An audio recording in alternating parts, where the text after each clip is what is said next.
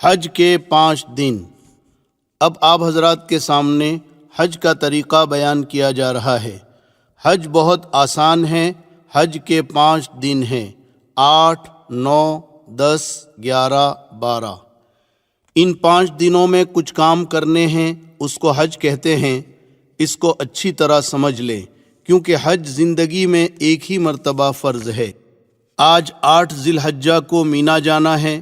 یہ سفر آپ کا بس سے ہوگا، لہٰذا 7 ذی الحجہ کو عشاء کے بعد سے ہی تیاری کر لیں، کیونکہ حاجی زیادہ ہوتے ہیں تو معلم حضرات عشاء کے بعد سے ہی حاجیوں کو مینا لے جانا شروع کر دیتے ہیں۔ معلم کی ہدایت کے مطابق آپ تیاری کر لیں، اپنی تمام ضروریات سے فارغ ہو کر غسل کر لیں اور احرام باندھ لیں جیسے پہلے باندھا تھا۔ ایک چادر کو لنگی کی طرح پہن لے اور ایک چادر اوڑھ لے، اور جیسے پہلے سر ڈھانک کر 2 رکعت نماز پڑھی تھی اب بھی پڑھ لیں۔ پھر جب بس میں بیٹھ جائیں تو حج کی نیت کریں۔ اللہم انی ارید الحج فیسرہ لی وتقبلہ منی۔ اے اللہ، میں حج کی نیت کرتا ہوں، تو آسان فرما، قبول فرما۔ نیت کے ساتھ ہی 3 مرتبہ ذرا بلند آواز سے لبیک پڑھیں۔ لبیک اللہم لبیک، لبیک لا شریک لک لبیک، ان الحمد والنعمت لک والملک لا شریک لک۔ اور عورتیں آہستہ آواز میں لبیک پڑھیں۔ اب آپ کا احرام شروع ہو گیا اور وہ ساری پابندیاں لگ گئیں جو پہلے بیان کی گئی۔ اور جن حضرات کا حج افراد یا قران ہے، ان کا احرام تو پہلے ہی سے بندھا ہوا ہے۔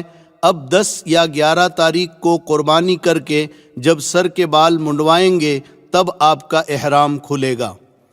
اب آپ کو پہلے کی طرح ہر موقع پر چلتے پھرتے اٹھتے بیٹھتے خوب ذوق و شوق کے ساتھ اور اللہ کی عظمت و محبت کے ساتھ لبیک پڑھتے رہنا ہے۔ اور 10 ذی الحجہ کو بڑے شیطان کو جب کنکری ماریں گے تب تک یہ پڑھتے رہیں گے، اور یہ خیال کر کے پڑھنا ہے کہ میں حضرت ابراہیم علیہ السلام کی پکار کا اللہ کو جواب دے رہا ہوں اور اللہ میری بات سن رہا ہے۔ حج کا پہلا دن 8 ذی الحجہ۔ آج آپ مینا پہنچیں گے۔ 8 تاریخ کو ظہر سے پہلے تقریباً تمام حاجی مینا پہنچ جاتے ہیں۔ یہاں پہلے سے خیمے ٹینٹ لگے ہوتے ہیں۔ معلم کی بس آپ کو اپنے خیمے تک پہنچا دے گی۔ مینا جاتے وقت اس بات کا خیال رکھیں کہ 400-500 ریال ساتھ میں رکھ لیں اور بہت زیادہ سامان اور وزن اپنے ساتھ نہ لے جائیں، ورنہ آپ پریشان ہوں گے، کیونکہ یہاں آپ کو پیدل بھی چلنا پڑے گا۔ ضرورت کا سامان ضرور لے لیں، مثلاً 1 جوڑا احرام کی چادریں، ہوا کا تکیہ، لنگی، پلاسٹک کا مسلح، چٹائی، پردہ کرنے کے لیے چادریں، بریڈ، ستو، پھل، لوٹا، صابن، کنکریوں کی تھیلی، چپل رکھنے کی تھیلی وغیرہ۔ مینا جانے سے پہلے معلم کی بس کا نمبر اور مینا میں آپ کا خیمہ کہاں ہے اس کی معلومات کر لیں۔ اپنا تعارفی کارڈ ہر وقت اپنے ساتھ رکھیں۔ اپنے خیموں میں پہنچ کر اس بات کا پورا دھیان رکھیں کہ بے پردگی نہ ہو، اس لیے اگر ہو سکے تو خیمے کے ساتھیوں کو جوڑ کر حکمت و محبت کے ساتھ ان سے بات کر کے بیچ میں پردہ ڈال دیں تاکہ مستورات ایک طرف ہو جائیں اور مرد ایک طرف ہو جائیں۔ مینا پہنچ کر اپنے خیمے کا نمبر اور خیمہ کس روڈ پر ہے اسے بھی یاد کر لیں اور لکھ کر محفوظ کر لیں۔ مینا مکہ مکرمہ سے 3 میل کے فاصلے پر 2 طرفہ پہاڑوں کے درمیان بہت بڑا میدان ہے، جس میں پہاڑی رقبہ بھی ہے۔ پورے مینا کا مجموعی رقبہ 7 لاکھ مربع میٹر ہے، جس میں جمرات کی 5 منزلہ عالیشان عمارت بھی بنی ہوئی ہے۔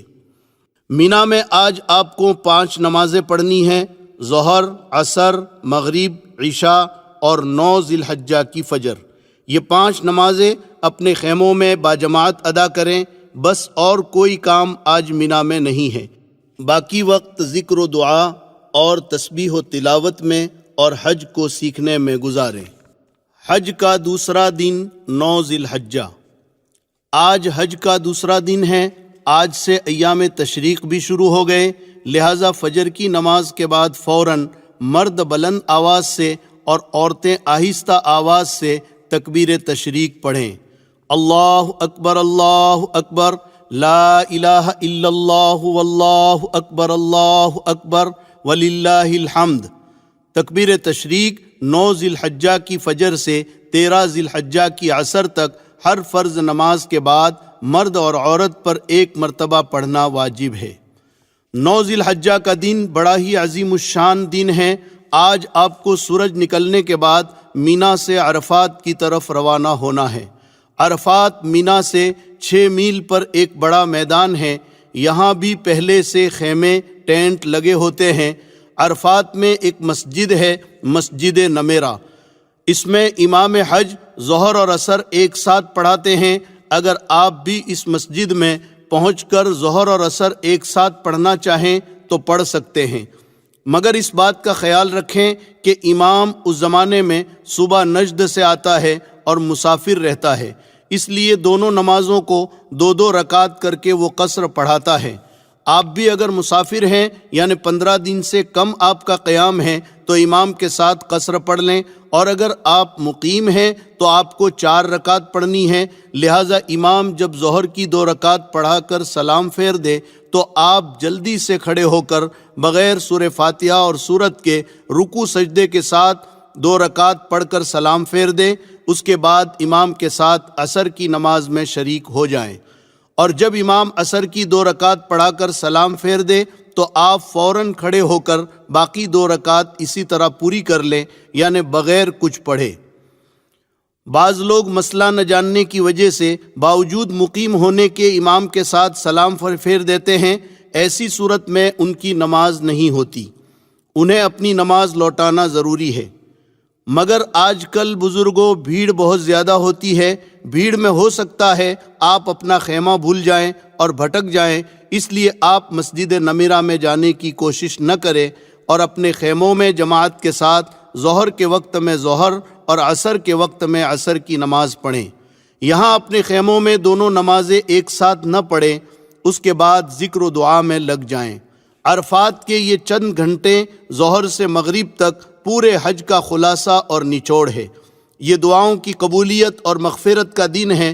اس دن میں اللہ تعالیٰ سمائے دنیا پر نزول فرماتے ہیں اور فرشتوں پر فخر کرتے ہیں کہ دیکھو میرے بندے ایک ہی حالت میں اس میدان میں بکھرے ہوئے ہیں، ایک ہی ترانہ ان کی زبان پر ہے، یہ مجھ سے توقع لگائیں، میرے سامنے ہاتھ اٹھا کر دعائیں مانگ رہے ہیں۔ اللہ تعالیٰ کہتے ہیں میرے فرشتوں ما اراد ہؤلائی، میرے یہ بندے کیا چاہتے ہیں، کیوں جمع ہوئے ہیں؟ پھر اللہ کہتے ہیں یا ملائکتی انی اشہدکم انی قد غفرت لہم، میرے فرشتوں گواہ رہو میں نے ان تمام بندوں کی مغفرت کر دی۔ لہٰذا پوری طرح ہم اللہ کی طرف متوجہ رہیں۔ آج کا خاص کام دعا اور استغفار ہے۔ غروب تک قبلہ رو کھڑے کھڑے جتنا کھڑے رہ سکتے ہیں، پھر بیٹھ کر، پھر کھڑے رہ کر اللہ کے سامنے خوب گڑ گڑائیں، دعا کی کتاب پڑھیں۔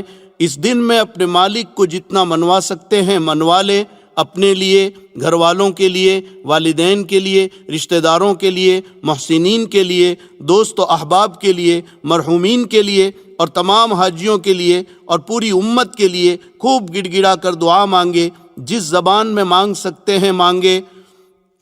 عرفات کے میدان میں زوال سے غروب تک کے وقت میں تھوڑی دیر وقوف کرنا یعنی ٹھہرنا حج کا بہت بڑا فرض ہے۔ اسی لیے حدیث شریف میں فرمایا الحج عرفہ، حج عرفہ ہی کا نام ہے۔ اسی لیے وہاں جو لوگ بیمار ہوتے ہیں، ICU میں ہوتے ہیں، ان کو بھی حکومت ایمبولنس میں ڈاکٹر کی ٹیم کے ساتھ یہاں کی حاضری کرا دیتی ہے، اور جو VIP لوگ ہوتے ہیں ان کو بھی ہیلی کاپٹر سے عرفات کے میدان میں لا کر یہ فرض پورا کرا دیتے ہیں تاکہ ان کا حج ہو جائے۔ ہو سکے تو عرفات کے میدان میں یہ چند معمولات بھی کر لیں۔ عرفات کے معمولات: عرفات میں ظہر کے بعد یہ 4 عمل کریں۔ نمبر 1، چوتھا کلمہ 100 مرتبہ، لا الہ الا اللہ وحدہ لا شریک لہ، لہ الملک ولہ الحمد وہو علی کل شیء قدیر۔ نمبر 2، بسم اللہ کے ساتھ سورہ اخلاص 100 مرتبہ، بسم اللہ الرحمن الرحیم، قل هو اللہ احد اللہ الصمد لم یلد ولم یولد ولم یکن لہ کفوا احد۔ نمبر 3، درود ابراہیم اخیر میں وعلینا معہم کے اضافے کے ساتھ 100 مرتبہ۔ اللہم صلی علی محمد وعلی آل محمد کما صلیت علی ابراہیم وعلی آل ابراہیم انک حمید مجید وعلینا معہم۔ نمبر 4، استغفار جو آپ کو یاد ہو 100 مرتبہ، استغفر اللہ ربی من کل ذنب واتوب الیہ۔ اس کے ساتھ قرآن کی تلاوت، مناجات مقبول یا الحزب الاعظم بھی پڑھ سکتے ہیں تو ضرور پڑھیں۔ حضور اکرم صلی اللہ علیہ وسلم سے عرفات میں دودھ پینا ثابت ہے، لہٰذا سنت کی اتباع میں آپ بھی اگر میسر ہو سکے تو دودھ پی لیں یا کوئی اور چیز کھا پی لیں۔ یہاں پر ایک مسئلہ اچھی طرح سمجھ لیں کہ یوں تو عرفات کا وقت 9 تاریخ کی زوال سے لے کر 10 تاریخ کی صبح صادق تک ہے، یعنی اس درمیان میں کوئی بھی آدمی حج کی نیت سے احرام پہن کر تھوڑی دیر کے لیے بھی عرفات میں آ جائے تو وہ حاجی ہو جائے گا، مگر اس میں مغرب تک رکنا واجب ہے۔ اگر کوئی مغرب سے پہلے عرفات سے نکل جائے گا تو دم لازم ہوگا۔ مزدلفہ کی طرف روانگی۔ جب سورج غروب ہو جائے تو مغرب کی نماز پڑھے بغیر مزدلفہ کی طرف روانہ ہو جائیں۔ مغرب کی نماز نہ عرفات میں پڑھے نہ راستے میں، بلکہ مزدلفہ پہنچ کر عشاء کے وقت میں مغرب اور عشاء دونوں نمازیں ایک ساتھ پڑھیں، ایک اذان اور ایک اقامت کے ساتھ، یعنی اذان کے بعد تکبیر کہہ کر فوراً مغرب کی جماعت شروع کریں، فرض پڑھ کر فوراً امام سلام پھیر دے اور اس کے بعد بغیر تکبیر کے عشاء کی جماعت شروع کرے، اس کے بعد مغرب کی سنتیں، پھر عشاء کی سنتیں اور وتر پڑھے۔ مزدلفہ عرفات سے 3 میل پر ایک میدان ہے، یہاں خیمے نہیں لگے ہوتے ہیں۔ یہ رات آپ کو مزدلفہ میں گزارنی ہے۔ یہ رات بڑی عظیم الشان اور بڑی قابل قدر ہے۔ روایتوں میں ہے کہ یہ رات شب قدر سے زیادہ قابل قدر اور افضل ہے۔ روایتوں میں ہے کہ حجۃ الوداع میں رسول اللہ صلی اللہ علیہ وسلم نے عرفات میں امت کے لیے بہت کچھ مانگا۔ اللہ تعالیٰ نے سوائے ایک دعا کے حضور صلی اللہ علیہ وسلم کی تمام دعائیں قبول فرما لی، لیکن مزدلفہ میں پہنچ کر آپ صلی اللہ علیہ وسلم نے خود گڑ گڑا کر اللہ سے دعائیں مانگی اور اسی دعا کو پھر مانگا جو عرفات میں مانگا تھا، تو یہاں پر اللہ نے وہ دعا بھی قبول فرما لی اور آپ امت کے انجام سے بہت ہی خوش اور مطمئن ہو گئے، اور شیطان کو دیکھا کہ بہت ہی واویلا کر رہا ہے اور اپنے سر پر مٹی ڈال رہا ہے۔ لہٰذا یہ رات بڑی عظیم ہے، اس کی ہمیں خوب قدر کرنی ہے۔ فجر کی نماز کے بعد سے سورج نکلنے کے قریب تک تھوڑی دیر مزدلفہ میں ٹھہرنا واجب ہے۔ فجر سے پہلے ہرگز مزدلفہ سے نہ نکلے، ورنہ واجب چھوٹنے سے دم لازم آئے گا۔ اور یہ بات بھی یاد رکھیں کہ مزدلفہ سے ایک حاجی کے لیے 70 کنکریاں بھی چن لے۔ کنکری بڑے چنے کے دانے کے برابر ہو، نہ بہت چھوٹی ہو نہ بہت زیادہ بڑی ہو۔ حج کا تیسرا دن 10 ذی الحجہ۔ جب مزدلفہ میں سورج نکلنے کا وقت قریب ہو جائے تو وہاں سے مینا کی طرف روانہ ہو جائے۔ آج 10 ذی الحجہ یعنی قربانی کا دن ہے، عید کا دن ہے۔ حج کی مشغولی کی وجہ سے عید کی نماز اللہ نے حاجیوں سے معاف کر دی ہے۔ آج آپ کو 4 کام کرنے ہیں اور بہت آسان ہیں۔ نمبر 1، جمرات کی رمی یعنی شیطانوں کو کنکریاں مارنا۔ نمبر 2، قربانی۔ نمبر 3، حلق یا قصر یعنی بال منڈوانا یا بال کٹوانا۔ نمبر 4، طواف زیارت۔ 10 ذی الحجہ کا پہلا کام، سب سے پہلے آج آپ کو رمی کرنی ہے، پھر قربانی کرنی ہے، پھر حلق کرنا ہے۔ ان 3 میں ترتیب واجب ہے، اور طواف زیارت 10 کی صبح سے 12 کی مغرب تک کبھی بھی کر سکتے ہیں، ترتیب ضروری نہیں۔ تو آج مینا میں سب سے پہلے جمرہ عقبہ یعنی بڑے شیطان کو 7 کنکریاں مارنا ہے۔ مینا میں 3 جگہوں پر لمبے ستون بنے ہوئے ہیں، ان کو جمرات کہتے ہیں۔ اب اس کی 5 منزلہ عالیشان عمارت بنی ہوئی ہے اور ہر طرف سے آنے والوں کے لیے الگ الگ منزلیں طے کر دیے ہیں۔ داخل ہونے کا راستہ بھی الگ ہے اور نکلنے کا راستہ بھی الگ ہے۔ پہلا جمرہ مسجد خیف کے قریب ہے جس کو جمرہ اولا کہتے ہیں، دوسرا اس سے آگے ہے، اس کو جمرہ وسطیٰ یعنی درمیانی جمرہ کہتے ہیں، تیسرا بالکل مینا کے اخیر میں ہے جس کو جمرہ عقبہ یعنی آخری جمرہ کہتے ہیں۔ آج صرف جمرہ عقبہ یعنی بڑے شیطان کو 7 کنکریاں مارنا ہے، اس کا وقت صبح صادق سے آئندہ کل کی صبح صادق تک ہے، لہٰذا اس میں جلد بازی بالکل نہ کریں، جس وقت سہولت اور آسانی ہو اس وقت ماریں، رات میں بھی مار سکتے ہیں۔ اور ابھی تک جو آپ لبیک پڑھ رہے تھے، بڑے شیطان پر پہلی کنکری کے ساتھ لبیک کا سلسلہ بند کر دیں۔ تو 10 تاریخ کا پہلا کام بڑے شیطان کو 7 کنکریاں مارنا ہے۔ کنکری شہادت کی انگلی اور انگوٹھے سے پکڑیں اور ہر کنکری کے ساتھ یہ دعا پڑھتے جائیں، بسم اللہ اللہ اکبر رغمن للشیطان ورضن للرحمن۔ میں کنکری مارتا ہوں شیطان کو ذلیل کرنے اور رحمان کو راضی کرنے کے لیے۔ اگر پوری دعا یاد نہ ہو تو صرف بسم اللہ اللہ اکبر کہہ کر اپنی زبان میں کہیں، شیطان کو ذلیل کرنے اور رحمان کو راضی کرنے کے لیے میں کنکری مارتا ہوں۔ یہ بات ذہن میں رکھیں کہ کنکریاں ستون ہی کو لگنا ضروری نہیں، بلکہ ستون کے اطراف میں بنے ہوئے دائرے میں بھی گر جائے گی تو واجب ادا ہو جائے گا۔ یہ بات بھی اچھی طرح سمجھ لیں کہ ہر کنکری کو الگ الگ مارنا ہے۔ اگر کسی نے غلطی سے یا غصے سے 7 کنکریاں ایک ساتھ مار دی تو یہ ایک ہی کنکری مانی جائے گی، لہٰذا ایک ایک کنکری الگ الگ ماریں۔ کنکری مارنے کے لیے جب اپنے خیمے سے چلے تو کچھ کنکریاں زیادہ لے کر چلیں تاکہ کوئی کنکری آپ کے ہاتھ سے گر جائے تو کم نہ پڑے، کیونکہ وہاں سے کنکری اٹھانا سخت منع ہے۔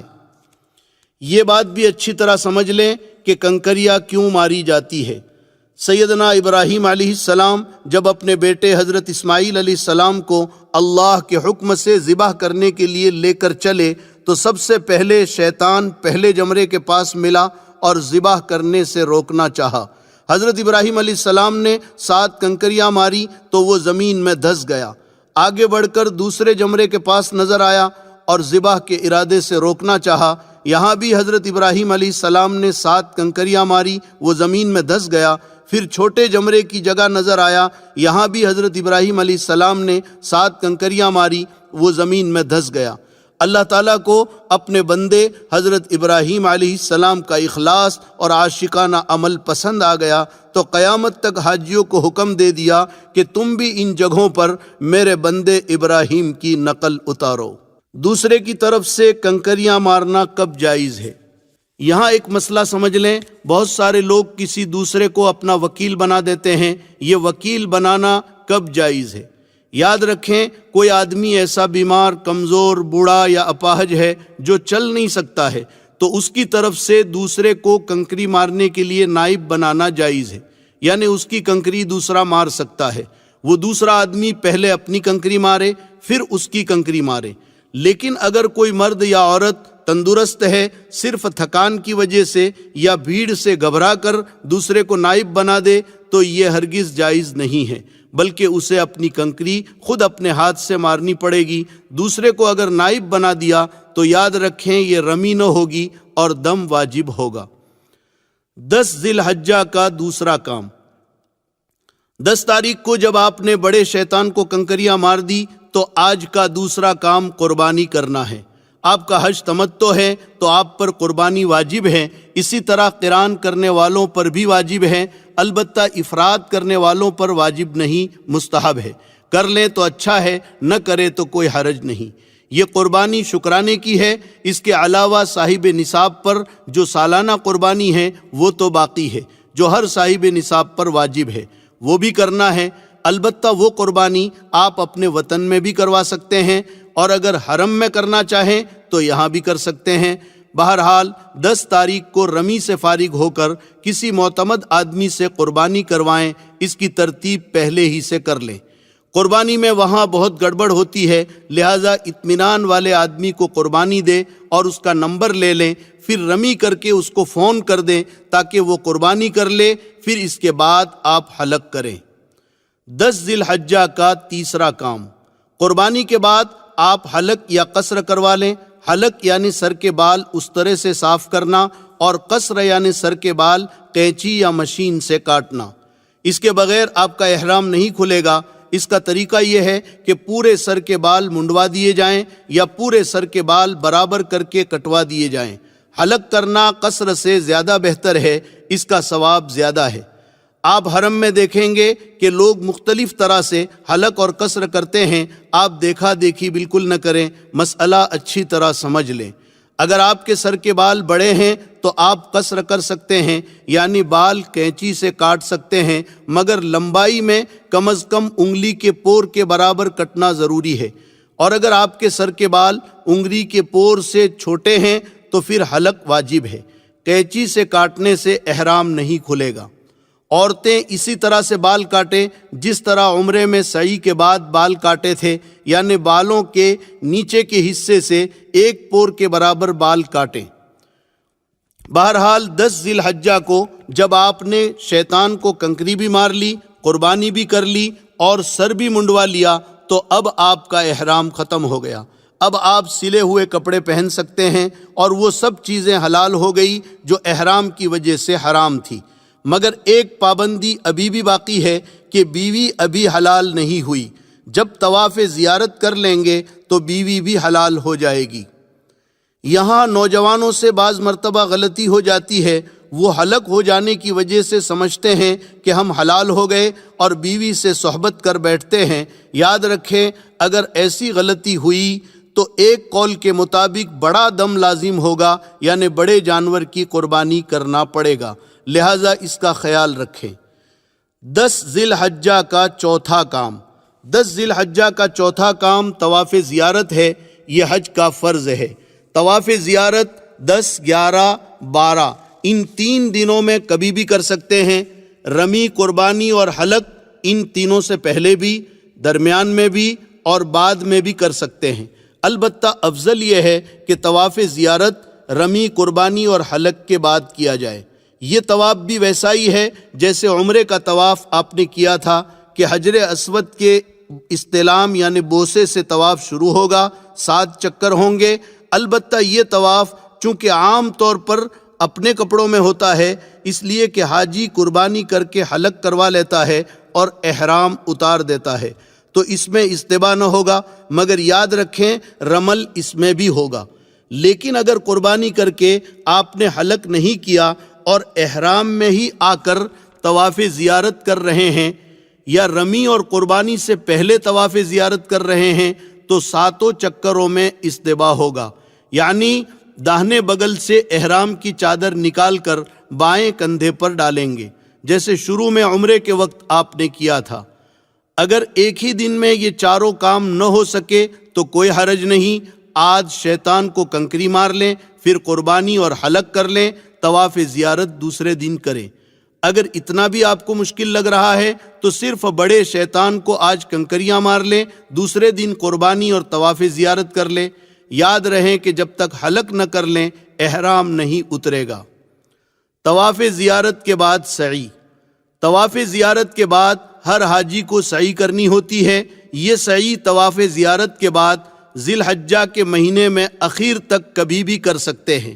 اس سعی کے لیے احرام اور نفلی طواف بھی شرط نہیں، بس صرف صفا مروہ کے 7 پھیرے اس طرح سے کرنے ہیں جس طرح آپ نے عمرے کے طواف کے بعد سعی میں کیے تھے۔ لہٰذا حج کے 5 دنوں میں اگر تھکان زیادہ ہو جائے تو صرف طواف زیارت کر لیں اور اس کی سعی 2-3 دن کے بعد کریں، اس میں کوئی نقصان بھی نہیں اور کوئی دم وغیرہ بھی نہیں۔ عورتوں کے لیے ایک اہم مسئلہ، اگر حج کے دوران عورت کو مخصوص ایام شروع ہو جائیں تو وہ حج کے تمام امور ادا کرے، صرف طواف زیارت اس وقت تک نہ کرے جب تک پاک نہ ہو جائے اور نہ اس حالت میں حرم میں داخل ہوں۔ اس تاخیر سے اس پر دم واجب نہ ہوگا اور نہ گناہ ہوگا، البتہ پاک ہو جانے کے بعد پھر طواف زیارت میں تاخیر نہ کرنا چاہیے۔ اور اگر حج میں مخصوص ایام اخیر میں شروع ہوئے اور طواف زیارت نہ کر سکی اور حج کے فوراً بعد اس کی روانگی کا وقت بھی آ گیا اور ابھی اس کے ذمے طواف زیارت باقی ہے، تو یہ عورت کیا کرے گی؟ تو اس میں آپ اچھی طرح مسئلہ سمجھ لیں کہ حج کے بعد عورت کا قافلہ روانہ ہو رہا ہے اور اس کے لیے رکنے کی کوئی شکل نہیں ہے، تو اس عورت کے لیے مسئلہ یہ ہے کہ اسی ناپاکی کی حالت میں کپڑا اچھی طرح لپیٹ کر استغفار کرتے ہوئے طواف زیارت کر لیں اور اس کے بعد حرم میں بڑے جانور کی قربانی کرا دیں۔ حج کا چوتھا دن 11 ذی الحجہ۔ آج حج کا چوتھا دن ہے۔ آج آپ کو زیادہ کام نہیں کرنا ہے۔ اگر 10 تاریخ کو قربانی کی تھی اور طواف زیارت نہیں کیا تھا تو اس کو آج کر لیں، اور اگر کر لیا تھا تو ٹھیک ہے۔ آج کا خاص کام تینوں شیطانوں کو ساتھ ساتھ کنکریاں مارنا ہے۔ اس کا وقت زوال کے بعد سے صبح صادق تک رہتا ہے، لہٰذا اس میں جلد بازی بالکل نہ کریں۔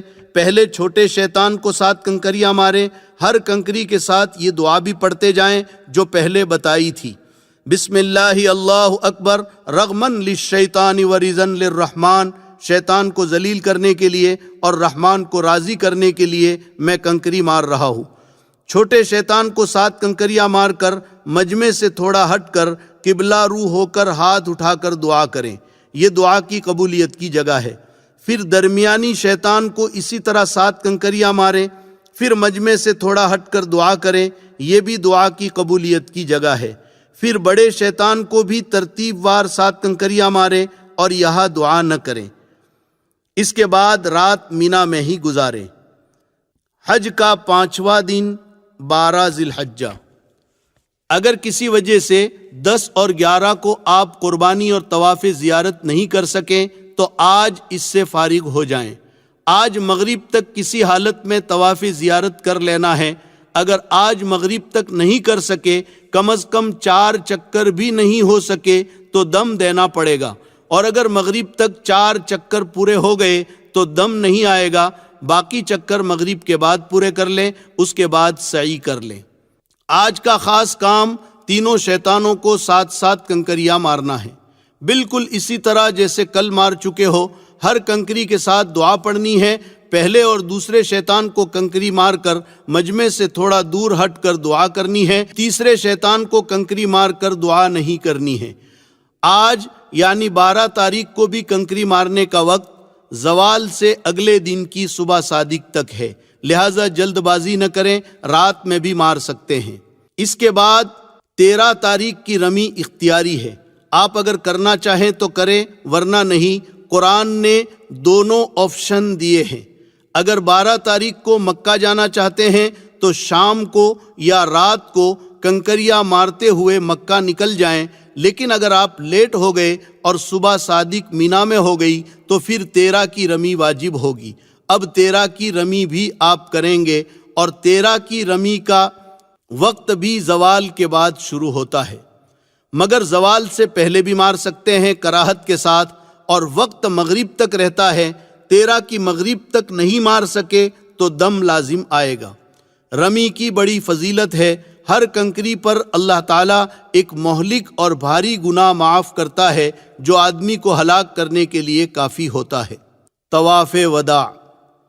اب اللہ نے آپ کا حج پورا کر دیا، اب آپ پر کوئی خاص کام باقی نہیں رہا، صرف ایک کام رہ گیا، وہ یہ کہ جب آپ مکہ مکرمہ سے رخصت ہوں گے تو آپ کو رخصتی طواف کرنا ہے، جس کو طواف وداع کہتے ہیں۔ وہ بھی صرف طواف ہے، اس میں سعی نہیں ہے۔ اس میں بھی سہولت ہے، بالکل نکلتے وقت اگر موقع نہیں مل سکا تو کوئی حرج نہیں۔ حج کے بعد مکہ میں جتنے دن آپ رہیں گے تو اس میں آپ نفلی طواف تو کریں گے ہی، تو جو آخری طواف آپ نے کیا ہے وہ رخصتی طواف سمجھا جائے گا۔ لیکن اگر آپ کو پتہ ہے اور نکلنے کا وقت معلوم ہے اور موقع ہے تو آخری طواف دھیان کے ساتھ ضرور کر لیں۔ یہ الوداعی طواف شاید کوئی حاجی ہو جو روئے بغیر کرتا ہو، لوگ ہچکیاں مار کر روتے ہیں، یہ آخری طواف ہے، پتہ نہیں پھر نصیب ہوتا ہے یا نہیں۔ 25 دن اور 1 مہینے میں آپ کا دل بیت اللہ سے ایسا لگ چکا کہ آپ اپنے آنسوؤں پر قابو نہیں کر سکتے۔ سوچو میرے آقا مدنی صلی اللہ علیہ وسلم پر کیا گزری ہوگی جب مکے والوں نے ہجرت کرنے پر مجبور کر دیا۔ آپ کے 53 سال مکہ مکرمہ میں گزرے تھے، بچپن بھی یہاں گزرا تھا، جوانی بھی یہاں گزری تھی، جبریل امین پہلی وحی بھی یہاں لے کر آئے تھے۔ آپ کو کتنا بھاری پڑا ہوگا۔ آپ مکے سے باہر نکل کر ایک ٹیلے پر چڑھ کر مکے کی طرف حسرت بھری نگاہ ڈال کر روتے ہوئے کہہ رہے ہیں، یا ارض مکہ انکی لخیر ارض اللہ و احب ارض اللہ، اے سرزمین مکہ تو اللہ کی زمینوں میں سب سے زیادہ پیاری اور سب سے زیادہ محبوب ہے، مگر یہ تیرے اندر رہنے والے مجھے رہنے نہیں دیتے، اگر یہ مجھے نہ روکتے تو میں کہیں نہ جاتا۔ پھر مدینے کی طرف چل دیے، آپ کی آنکھوں سے آنسو جاری ہے۔ راستے میں اللہ نے قرآن اتارا، ان الذی فرض علیک القرآن لرادک الی معاد، میرے محبوب جس اللہ نے آپ کے اوپر قرآن اتارا ہے وہ اللہ آپ کو عزت اور اکرام کے ساتھ دوبارہ مکہ لائے گا۔ بہرحال الوداعی طواف میں رونا یہ قبولیت کی نشانی ہے۔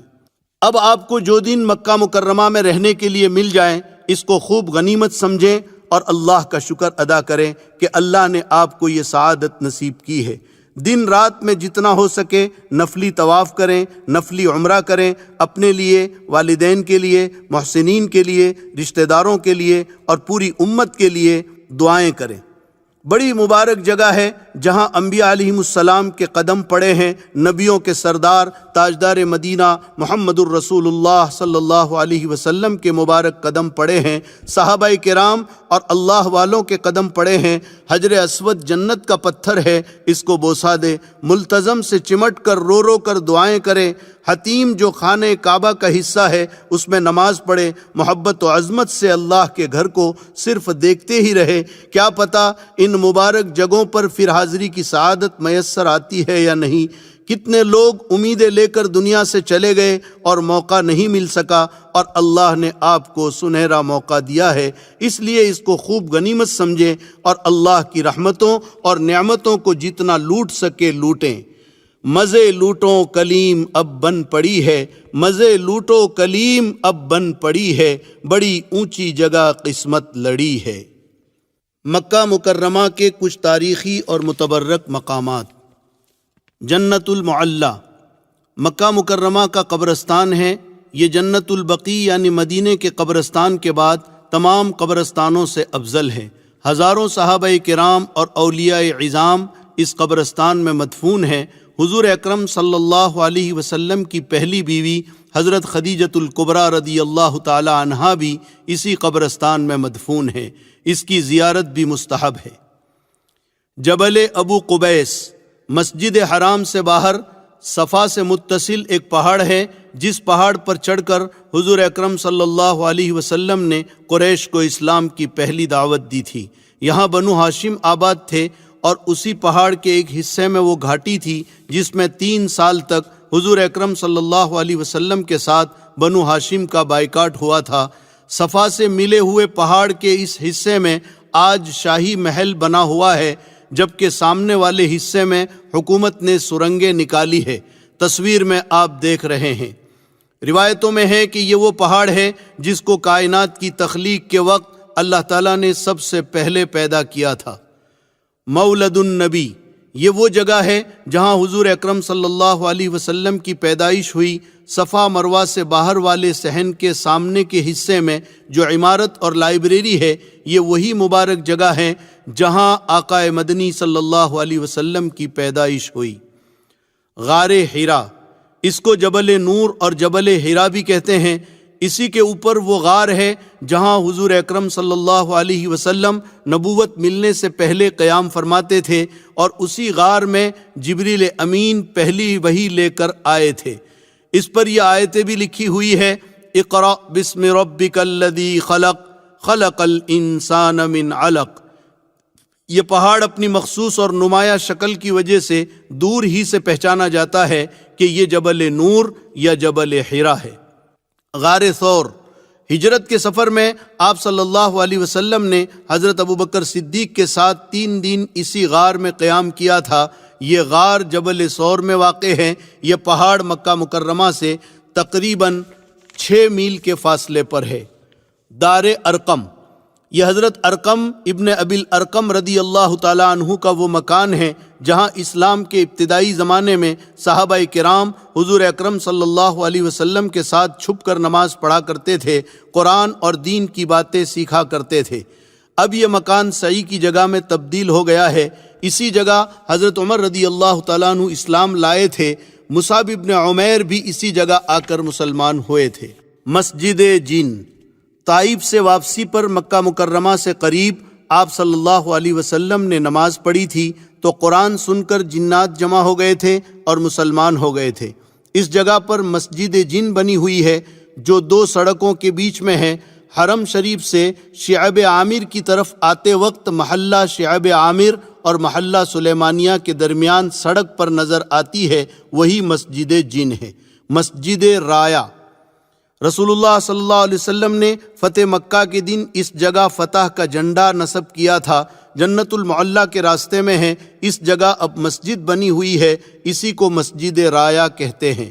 تنعیم، جس جگہ سے حجۃ الوداع کے سفر میں حضرت عائشہ رضی اللہ تعالیٰ عنہا نے احرام باندھ کر اپنے بھائی حضرت عبد الرحمن کے ساتھ عمرہ کیا تھا، اس جگہ اب مسجد بنی ہوئی ہے جس کو مسجد عائشہ کہتے ہیں۔ مکہ مکرمہ سے شمال کی جانب 3 میل پر ہے۔